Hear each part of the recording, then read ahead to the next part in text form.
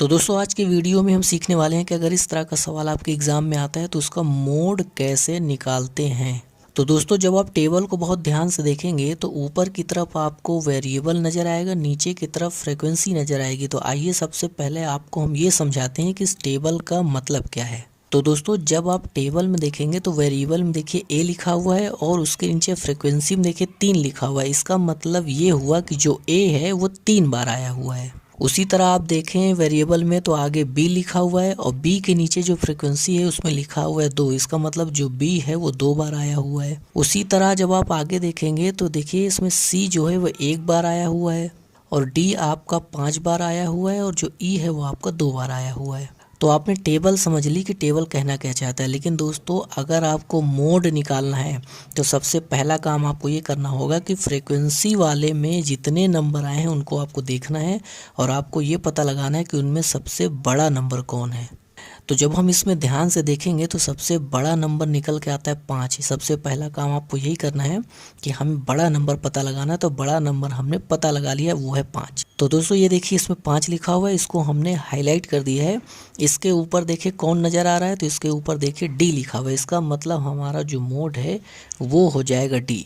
और दोस्तों आपको बता दें कि मोड का मतलब ये होता है कि जो भी सबसे ज़्यादा बार आएगा वही हमारा मोड हो जाएगा। तो यहाँ आप जब टेबल में देखेंगे तो आपको बड़ी ही आसानी से समझ में आ रहा होगा कि जो डी है वो सबसे ज़्यादा बार आया है, यानी कि जो डी है वो 5 बार आया है, जो सबसे ज़्यादा बार आया है, इसीलिए हमारा आंसर जो होगा वो डी हो जाएगा। तो इस टेबल के लिए जो मोड है वो हो जाएगा डी और यही आपका करेक्ट आंसर हो जाएगा। तो दोस्तों आपको ज़्यादा समझ में आए, हमने एक टेबल और बना के यहाँ पे रखी हुई है, देखिए नीचे लिखी हुई है, ये टेबल हमने बनाई हुई ताकि आपको ज़्यादा समझ में आए। तो दोस्तों इस टेबल का भी मोड हम उसी तरह निकालेंगे जिस तरह हम ऊपर वाली टेबल का निकालें। आपको कुछ नहीं करना है, फ्रीक्वेंसी वाले में जाना है और देखना है कि सबसे बड़ा नंबर कौन सा है।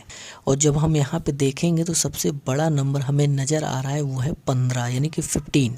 तो दोस्तों देखिए ये है हमारा सबसे बड़ा नंबर यानी कि 15 और इसके ऊपर जो लिखा होगा वही हमारा मोड हो जाएगा। इसका मतलब कि जो हमारा मोड है वो निकल के आ जाएगा 2। तो दोस्तों आइए अब हम आपको क्या करते हैं, टेबल के बारे में थोड़ा सा आपको समझा देते हैं कि टेबल कहना क्या चाहता है। देखिए यहाँ पे लिखा हुआ है नंबर ऑन डाइस, यानी कि डाइस में जितने भी नंबर होते हैं उनको यहाँ दिखाया गया है।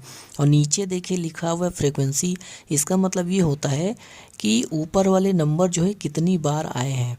यानी डाइस को जब उछाला गया तो ये देखा गया कि जो एक नंबर है वो फ्रीक्वेंसी का मतलब होता है कितनी बार आया है। तो एक नंबर कितनी बार आया है, वो आया है 10 बार।